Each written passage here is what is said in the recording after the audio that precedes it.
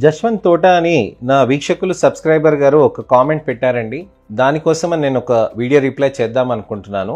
A ప్రాబ్లంకైనా a solution అయితే బాగుంటుందని మీరు చాలా క్లియర్గా ఎక్స్ప్లెయిన్ చేస్తున్నారు సార్. థ్యాంక్ యూ అండి. ఇలాంటి వర్డ్స్ నేను పెడుతూ ఉంటే నేను ఇంకా మంచి వీడియోస్ కూడా చేయాలని నాకు కూడా ప్రోత్సాహంగా ఉంటుంది. నాది కూడా ఆయిల్ స్కిన్ సార్. ఈ సమ్మర్ టైంలో నాకు ఎక్కువగా చెమట పడుతుంది. అది కూడా ముక్కు కింద ప్లేస్లో పెదవి పైన చెమట పట్టి ఎక్కువ నలుపుగా కూడా అవుతుందన్నమాట. ఇలా నేను చిన్న చిన్న టిప్స్ ఇంట్లో వాడాను. శనగపిండి, పసుపు, పెరుగు కలిపి వాడాను. తర్వాత పెరుగు బదులు పచ్చిపాలను కూడా కలిపి వాడాను. నాకు తగ్గినట్లు అనిపించట్లేదు. ఏదైనా సొల్యూషన్ చెప్పండి సార్, నాకు తగ్గాలి, తర్వాత నలుపు మచ్చ పోవాలి సార్, ప్లీజ్ రిక్వెస్ట్ అని అడిగారు. జశ్వంత్ గారు చాలా మంచి ప్రశ్న పెట్టారండి. అయితే మీకేంటంటే ముఖ్యమైన విషయం ఏంటంటే చెమట పడుతుంది సన్ స్క్రీన్ తర్వాత, అలాగే పైన పెదవి పైన నలుపు ఉండి హోమ్ రెమెడీస్ అనేది యూజ్ చేస్తున్నారు. ఇలాంటి సందేహాలు, ఇలాంటి హోమ్ రెమెడీస్ అనేది చాలామంది ప్రయత్నిస్తూ ఉంటారండి. దాని గురించని నేను క్లియర్గా చెప్తానండి. హోమ్ రెమెడీస్లో టమాటో, పపాయ లేక మీకు హనీ తప్ప, పెరుగు తప్ప వేరే ఏవి కూడా వాడకూడదండి. మిగతా ఏమన్నా వాడితే కనుక మీకు ఖచ్చితంగా ఏమైనా ప్రాబ్లమ్స్ వచ్చే ఛాన్సెస్ ఎక్కువగా ఉంటాయండి. దయచేసి అలాంటివి ఏవి చేయకండి, నా రిక్వెస్ట్ అండి ఇది. ఇలాంటి కామెంట్స్కి నేను ఎందుకు వీడియో రిప్లై చేస్తానంటే ఎన్నో లక్షలాది మందికి కూడా ఇలాంటి సందేహాలు అనేటివి కూడా ఉంటాయన్నమాట. అలానే నాకు ఇంకో వీక్షకులు కూడా నాకు కామెంట్ పెట్టారండి. అది కూడా నేను మీకు చదివి వినిపిస్తాను. మీకు అప్పుడు అర్థమవుతుంది ఎందుకు మనకి ఇలాంటివి మనం చేయకూడదు అని చెప్పేసి. అరుణ పొదిలి గారు, hi sir, my name is Aruna sir. నేను బేకింగ్ సోడాను వాటర్లోను ఎందులోనూ మిక్స్ చేయకుండానే ఫేస్కి అప్లై చేశాను. అప్పటి నుండి నా ఫేస్కి డల్ అయిపోతుంది. స్కిన్లో గ్లో లేదు, స్కిన్ అంతా ముడతలు పడింది. ఏం చేయాలి మళ్ళీ న్యాచురల్గా రావటానికి అని కూడా అడిగారనమాట. సో ఇలా నా వీక్షకులు ఏం చేస్తున్నారనంటే హోమ్ రెమెడీస్ తోటి మనకి ప్రాబ్లమ్స్ ఏమైనా సాల్వ్ అవుతాయా అని కూడా వాళ్ళు ఆలోచిస్తూ ఉంటారు. అందుకోసమని ఆ సందేహాన్ని క్లియర్ చేయటానికని ఈ వీడియో అవేర్నెస్ తోటి నేను మీ ముందుకు వచ్చానండి. నేను మీ doctor Raj Kireet, Celesty skin laser and hair clinic, Jubilee Hills మరియు కోకాపేట్లో chief and founder dermatologist and hair transplant సర్జన్గా ప్రాక్టీస్ చేస్తున్నాను.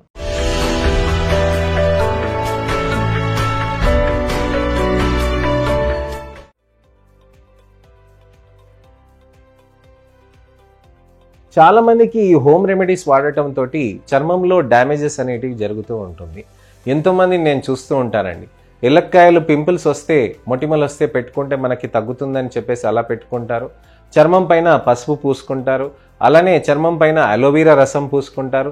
అలానే చర్మం పైన ఇతరత్ర మెడికల్ షాప్ క్రీమ్స్ పూసుకుంటారు.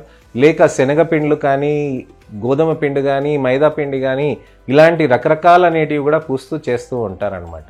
నేను నా వీక్షకులు, సబ్స్క్రైబర్స్కి, ప్రజలకి నేను రిక్వెస్ట్ చేస్తుంది ఏంటంటే టమాటో, పపాయ, పెరుగు తప్ప చర్మానికి ఏది కూడా పెట్టకండి. ఎందుకనంటే ఇవి బాగా హైడ్రేట్ చేస్తుందండి. ఇవి 99% వరకు మనకి సేఫ్గా ఉంటాయి. మిగతా హోమ్ రెమెడీస్ కొన్ని సందర్భాల్లో పనిచేస్తాయి, కొన్ని సందర్భాల్లో వికటిస్తాయి. వికటించినప్పుడు ప్రాబ్లం ఎక్కువగా అవుతుందన్నమాట. సో ఇలాంటి హోమ్ రెమెడీస్ మాత్రం మీరు టమాటో, పపాయ, పెరుగు వరకు మీరు రెస్ట్రిక్ట్ చేసుకోండి. ఇతరత్ర మీకు చాలా విధమైన సేఫ్ మెథడ్స్ అనేటివి, ప్రొసీజర్స్ అనేటివి మనము మా దగ్గర, మా సెంటర్లో, క్లినిక్లో చేస్తారండి. హోమ్ రెమెడీస్ వద్దు అని అనుకుంటే సన్ స్క్రీన్స్ పెట్టుకోవచ్చు. స్కిన్ కేర్లో మనకి మాయిశ్చరైజర్, సీరమ్స్ వాడుకోవచ్చు. గ్లూటథైన్, వైటమిన్ సి వాడచ్చు. ప్రెగ్నెన్సీలో తప్ప మీకు గ్లూటథైన్, వైటమిన్ సి అనేది హ్యాపీగా వాడుకోవచ్చు. మీకు ఎటువంటి ప్రాబ్లమ్స్ అనేటివి ఉండవు అనమాట. అలానే మీకు మంచి సింపుల్ ఫేస్ వాష్ చేసుకోవచ్చు అండి. ట్యానింగ్ తగ్గాలి అని అంటే మనం లేజర్స్, పీల్స్ అవి కూడా చేసుకోవచ్చు అనమాట. సో నా వీక్షకులు ఫస్ట్లో కామెంట్ పెట్టారు కదండి, పెట్టుకున్నప్పుడు చెమటలు బాగా వస్తున్నాయి నాకు ఎలా అని అంటే, సన్ స్క్రీన్స్ పెట్టుకున్నాక మీరు ఒక 5 నిమిషాలు ఏసీ కింద కానివ్వండి, ఫ్యాన్ కింద కానివ్వండి, ఒక 5 నిమిషాలు టైం స్పెండ్ చేయాలన్నమాట. అక్కడ మీరు కొద్దిగా చర్మానికి సన్ స్క్రీన్ ఇమీడియట్గా మనం చూసుకుంటే ఆ 5 నిమిషాల్లో మనకి చర్మం పైన సెట్ అయిపోతే మీకు స్వెట్టింగ్ అనేది దాంతో ఇబ్బందిగా మారదండి. దాని మీద కాంపాక్ట్ పౌడర్ వేసుకున్నారని అంటే మీకు స్వెట్ కూడా మీకు ఎక్కువ ఇబ్బంది లేకుండా అది చేస్తూ ఉంటుంది అనమాట. అయితే ఈ కాంపాక్ట్ పౌడర్, సన్ స్క్రీన్ అది పెట్టుకున్నాక మీరు మీ పనులు అనేది మీరు ఖచ్చితంగా మీరు చేసుకోవచ్చండి. మనకి సన్ స్క్రీన్ కొద్దిగా ఆయిలీగా అనిపించవచ్చు, కానీ స్వెట్ వచ్చినప్పుడు మనం టిష్యూ పేపర్తో కానివ్వండి, అలానే మన కర్చీఫ్ తోటి కానివ్వండి, ఏదైనా కానీ అద్దుకుంటే సరిపోతుందన్నమాట. మనం తుడిచేయడానికని ప్రయత్నం చేయకుండా కేవలం అద్దుకుంటే మనకి కొద్దిగా ఫ్యాన్ గాలి కింద ఉంటే మనకి చెమటలు వచ్చినా కానీ ఆ సన్ స్క్రీన్ అనేది మొత్తంగా క్లియర్ కాదనమాట. సో సో సన్ స్క్రీన్ అనేది ఒక లేయర్ లాగా ఫామ్ అయ్యి దాని అలా స్వెట్ వచ్చినా కానీ దాని స్వెట్ని తుడుచుకుంటే మీకు ఆ లేయర్ని కవచం లాగానే ప్రొటెక్షన్గా కంటిన్యూ చేస్తుంది అనమాట. మీకు వీలుంటే మళ్ళీ 2 గంటలకి కానీ 3 గంటలకి కానీ సన్ స్క్రీన్స్ అనేది ఖచ్చితంగా పెట్టుకోవచ్చండి. అలానే అరుణ పొదిలి గారు కూడా చెప్పారు కదండి, స్కిన్ ఇలా డ్యామేజ్ అయిపోయింది, డల్ అయిపోయింది అని అంటే ఫస్ట్ థింగ్ మీరు చేయాల్సింది ఒక మంచి స్కిన్ ఫ్రెండ్లీ సన్ స్క్రీన్ అనేది నానో ఎన్క్యాప్సులేటెడ్ సన్ స్క్రీన్ కానీ మైక్రోనైజ్ ఫిజికల్ సన్ స్క్రీన్స్ కానీ మనం వాడుకోవాల్సిన అవసరం ఉంటుంది. ఈ సన్ స్క్రీన్స్ వాడినప్పుడు మనకి చర్మంలో మెరుగ్గా కనిపిస్తూ ఉంటుంది. ఇలా చేసినాక మన చర్మంలోకి మంచి రిజల్ట్స్ అనేటివి తీసుకురావటానికని మనము లేజర్స్ పీల్స్ అవి చేయొచ్చండి. కానీ ఆ డల్నెస్ ముడతలు పట్టినట్టుగా మనకు అనిపిస్తే గనక ఫస్ట్ ఒక ఫ్రెండ్లీ సన్ స్క్రీన్ అండి, సెకండ్ ఒక మంచి మాయిశ్చరైజర్ అనేది మీరు పెట్టాల్సిన అవసరం ఉంటుంది. మాయిశ్చరైజర్ పెట్టి స్కిన్ని రికవరీ చేసి మంచిగా డ్యామేజ్ కాకుండా డ్యామేజ్ అయిన స్కిన్ని ఇంకా హైడ్రేట్ చేసి మొత్తం పొరలుగా ఉన్న క్రస్టెడ్ స్కిన్, డెడ్ స్కిన్ని కూడా అంతా ఎక్స్ఫోలియేట్ చేసేస్తూ ఉంటుంది అనమాట. ఈ మాయిశ్చరైజర్స్లో hyaluronic acid, ceramide based moisturisers వాడుతూ ఉంటే మీకు బెటర్ రిజల్ట్స్ అనేటివి కూడా సాధ్యమవుతూ ఉంటుంది. అలానే మీరు సన్ స్క్రీన్స్తో పాటు మాయిశ్చరైజర్స్తో పాటు మీకు ప్రస్తుతానికి సీరమ్స్ అనేది వాడకండి. మీరు కేవలం స్కిన్ని రిపేర్ కావటానికనే మనం ప్రయత్నం చేయాలన్నమాట. మరీ ఎక్కువగా ముడతలు ఉంటే మీరు మా దగ్గరకు వస్తే నేను దానికి చూసి నేను మీకు చెప్పగలుగుతాను అనమాట. ఏ విధంగా మనం మాయిశ్చరైజర్ చేయాలి, వేరే ఇతరత్ర క్రీమ్స్ ఏమైనా వేసుకోవాలా, దాన్ని అప్లై చేసుకున్నాక అది డ్యామేజ్ తగ్గినాక వేరే మెయింటెనెన్స్ క్రీమ్స్లోకి వెళ్ళాలా అనే దాని గురించి నేను వివరిస్తానండి. అలానే మీరు మంచిగా మీరు ఈ సన్ స్క్రీన్స్ అన్ని వాడుకుంటూ మాయిశ్చరైజర్స్ ఇవన్నీ చేసుకుంటూ దురదకి రాకుండా కొన్ని టాబ్లెట్స్ కూడా ఇస్తానండి, దానికి కూడా వాడుకోవచ్చు అనమాట. ఫేస్ వాష్ అనేది సాఫ్ట్ ఫేస్ వాష్ చేస్తే ఆ స్కిన్ డ్యామేజ్ అనేది తగ్గిస్తుంది. ఇప్పుడు గ్లో రావాల్సిన అవసరం ఉంది, మనకి చర్మంలో మనకి నలుపు తగ్గాలి అని అంటే మనము పీల్స్, లేజర్స్ అనేది మనం ఖచ్చితంగా చేసుకోవాల్సిన అవసరం ఉంటుంది. క్రీమ్స్ అనేటివి, టాబ్లెట్స్ అనేటివి ఒక ఎత్తండి, మనకి లేజర్స్, పీల్స్ అనేటివి కూడా ఇంకొక ఎత్తు అనమాట. లేజర్స్, పీల్స్ అనేటివి మనం చేసుకుంటూ ఉండాల్సిన అవసరం ఉంటుంది. పీల్స్ అనేది ఎలా చేస్తారు డాక్టర్ గారు అని చాలామంది పేషెంట్స్ నన్ను అడుగుతూ ఉంటారు. పీల్స్ అనేది చర్మం పైన మనకు అప్లై చేసినాక దాన్ని వాష్ చేసేస్తామండి. దాన్ని వాష్ చేసేసినాక మీరు సన్ స్క్రీన్, మాయిశ్చరైజర్ అది రెగ్యులర్గా చేసుకుంటూ ఉండాల్సిన అవసరం ఉంటుంది. ఇది వాష్ ఆన్ పీల్స్ అనమాట. వాష్ అవే పీల్స్ మనం యూస్ చేసినప్పుడు చర్మంలో బెటర్గా ఉంటుంది. అలానే మనకి లీవ్ ఆన్ పీల్స్ అని కూడా ఉంటాయండి.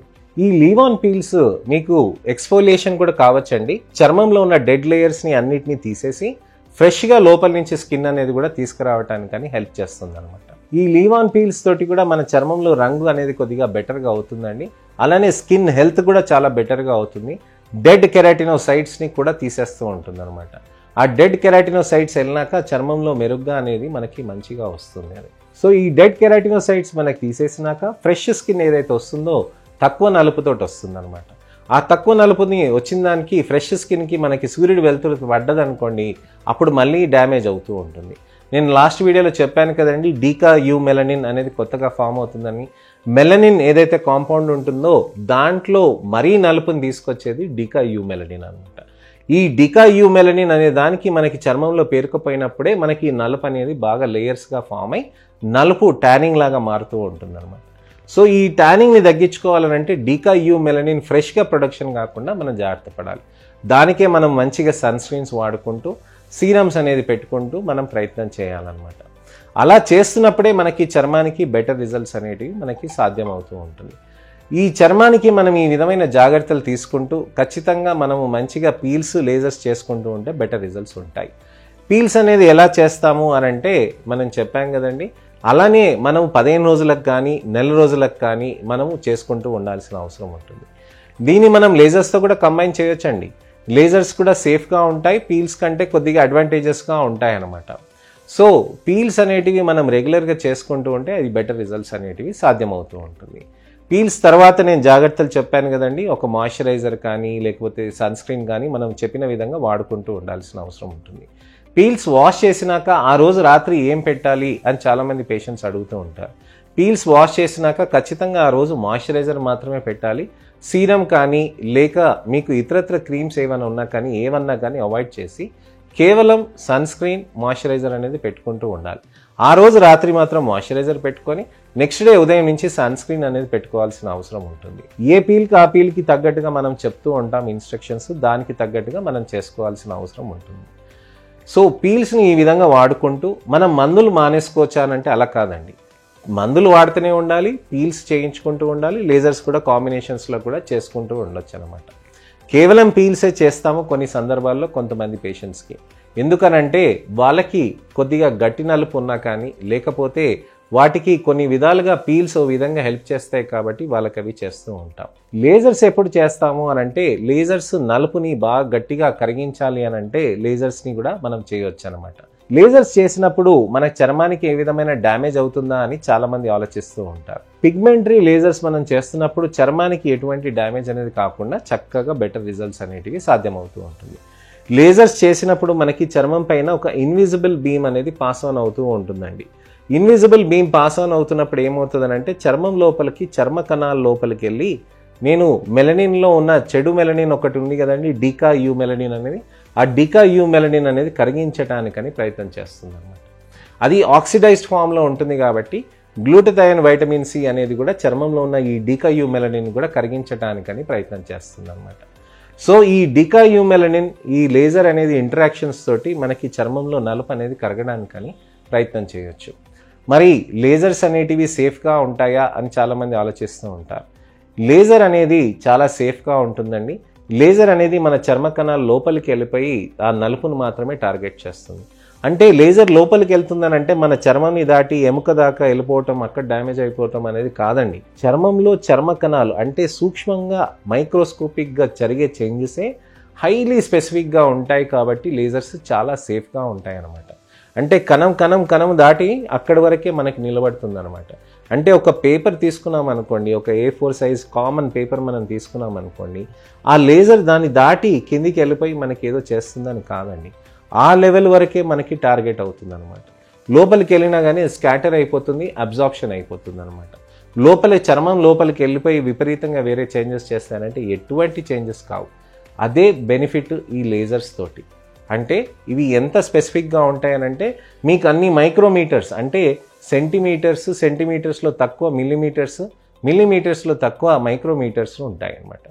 అంటే ఈ మైక్రోమీటర్ లెవెల్ వరకే మనకు అది పనిచేస్తుంది అనమాట. అంతకు దాటి లోపలికి వెళ్ళదనమాట. అదే బెనిఫిట్ లేజర్స్ తోటి. సో మనం ఎన్నిసార్లు చేస్తున్నా, ఏ విధంగా చేస్తున్నా డీప్కి వెళ్ళకుండా అక్కడి వరకే మనకి అవుతుంది అనమాట. సో ఈ మైక్రోమీటర్ లెవెల్లో జరుగుతుంది కాబట్టి మనకి టిష్యూ ఇంటరాక్షన్స్లో మనకి ఇవి సేఫ్గా ఉంటాయి కాబట్టి మనం వీటిని రెగ్యులర్గా మనం చేసుకోవాల్సిన అవసరం ఉంటుంది. కానీ దానికి సమయం ఉంటుందండి. రోజువారీగా మనం లేజర్స్ చేస్తామని కాదు, చర్మానికి కూడా రికవరీ కావటానికని, ఆ లోపల ఉన్న నలుపు కరగటానికని కూడా మనం కొద్దిగా సమయం ఇవ్వాలి.